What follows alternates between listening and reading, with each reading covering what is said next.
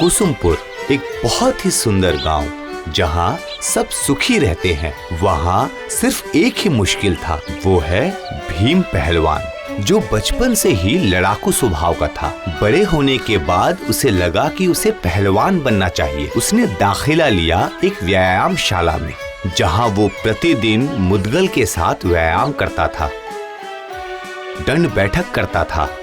बहुत जल्दी उसका मसल बड़ा होने लगा, इतना बड़ा कि जिसे देखकर लगता था जैसे कोई राक्षस हो। उसके अत्याचार से पूरे गांव वाले डरने लगे और उसके डर के कारण सारे गांव वाले उसकी भक्ति में लीन हो गए।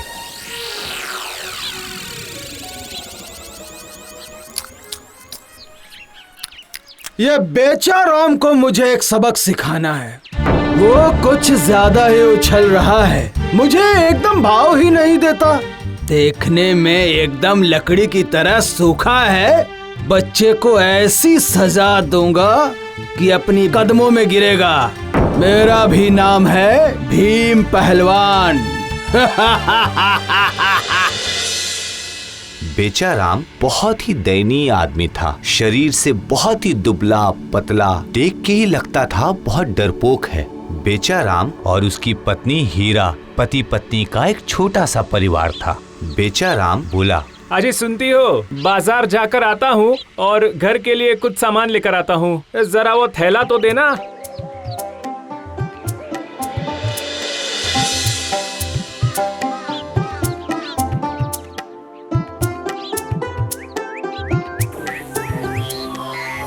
फिर तेरी हिम्मत हो गई मेरे सामने आने की। अब क्या तुम्हारे डर से मैं बाजार जाना भी बंद कर दूं? तुम क्या यहाँ के दादा हो? ए सुकड़ी पहलवान, ज्यादा बड़ी बड़ी बातें मत कर। तू सब्जी और तरकारी खाएगा, क्यों बेकार में नष्ट करेगा उसको? तू तो घास खा, घास। घास खाने से शायद तू थोड़ा मोटा हो जाएगा। अरे तू मेरा इतना अपमान क्यों करता है? मैं शरीर से दुबला पतला हूँ इसलिए। देख लेना, एक दिन मैं तेरे इस अपमान का बदला जरूर लूंगा, याद रखना। इस गांव में जो भी मुझे देखता है वो प्रणाम करता है, सिर्फ तू नहीं करता है। ये लकड़ी पहलवान होके इतना साहस दिखाता है, ये ठीक नहीं है। मुझे तुम्हारे साथ बहस नहीं करनी। मैं घर जा रहा हूँ, अगर हिम्मत है तो पकड़ के दिखाओ।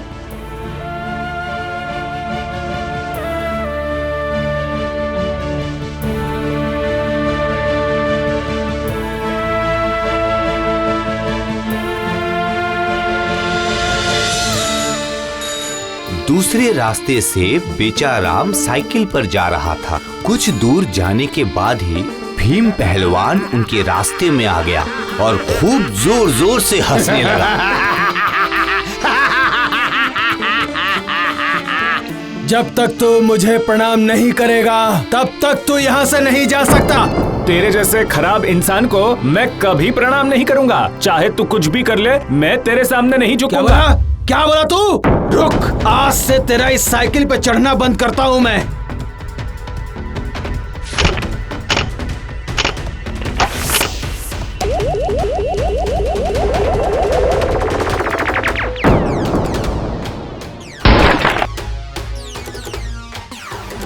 इसका जवाब मैं जरूर दूंगा।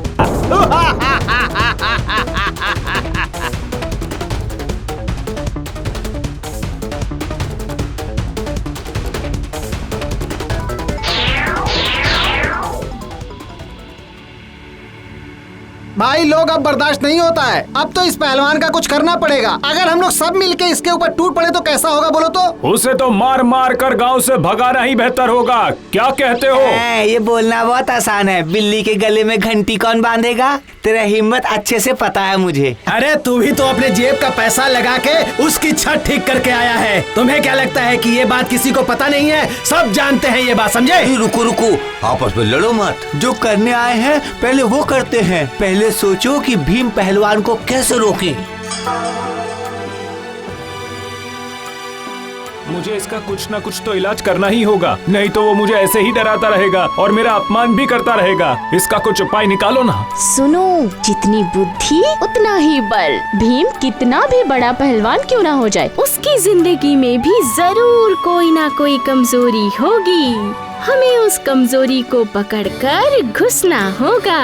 शायद उसको उसकी इस कमजोरी के बारे में पता ही नहीं होगा। हाँ, ये तुमने बिल्कुल सही कहा। उस भीम पहलवान की कोई ना कोई कमजोरी तो जरूर होगी। आज से ही मैं उसके ऊपर नजर रखना शुरू कर दूंगा। अंधेरा हो चुका है, यही सही वक्त होगा। अब मैं जा रहा हूँ।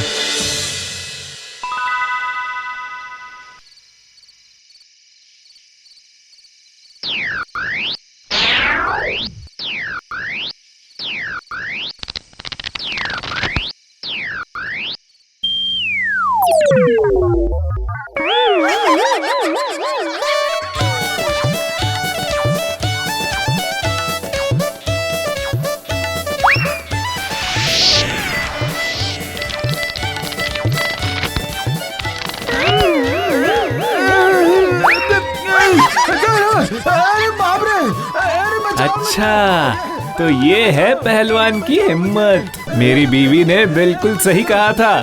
कितना भी बड़ा पहलवान क्यों ना हो, उसकी कोई ना कोई कमजोरी तो जरूर होती है, और वो कमजोरी मुझे मिल गई। अब मैं देखता हूँ तुझे कौन बचाता है पहलवान। देख कर आया, मैं अपनी आंखों से देख कर आया। तुम्हें पता है वो पहलवान किस चीज से डरता है? तुम सोच भी नहीं सकती। ये आदमी सिर्फ एक ही चीज से डरता है, और वो है कॉकरोच। अगर उसके शरीर पर हमने कॉकरोच छोड़ दिए तो सबको पता चल जाएगा कि वो कितना बड़ा पहलवान है।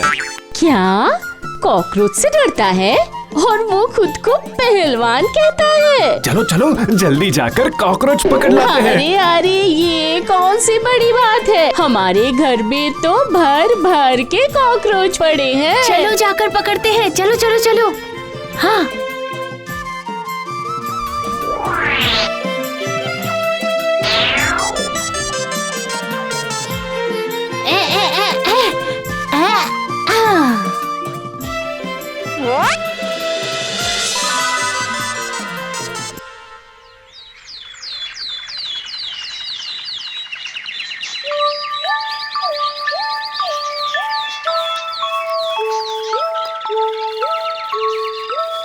तेरी इतनी हिम्मत कि तू मेरे घर के सामने से जा रहा है। कल जो हुआ उसके लिए मैं माफी चाहता हूँ भाई।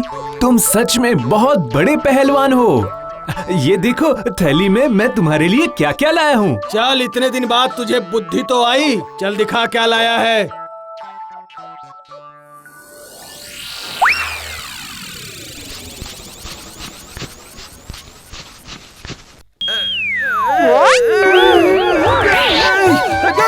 अरे बाप रे, अरे बचाओ मुझे, अरे मुझे बचाओ, अरे बचाओ मुझे,